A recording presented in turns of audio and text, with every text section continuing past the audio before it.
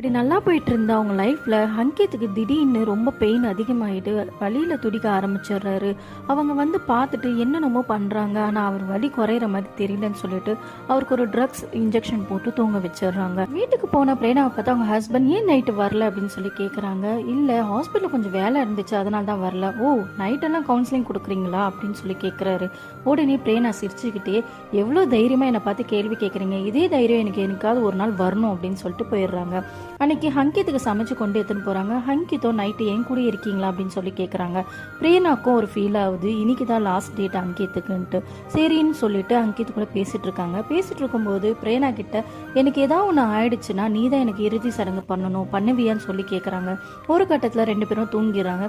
பிரேனா எழுந்து பார்க்குறாங்க, விடிஞ்சு போயிருக்கு. சரின்னு சொல்லிட்டு போய் ஃப்ரெஷ்அப் ஆகிட்டு வரலான்னு போகிறாங்க. வந்து பார்த்தா ஹங்கித் இறந்து போயிருக்காரு. அவர் கேட்ட மாதிரி அவர் ஆசைப்படி அவங்களோட கடைசி இறுதி சடங்கை பிரேனாவே செய்கிறாங்க.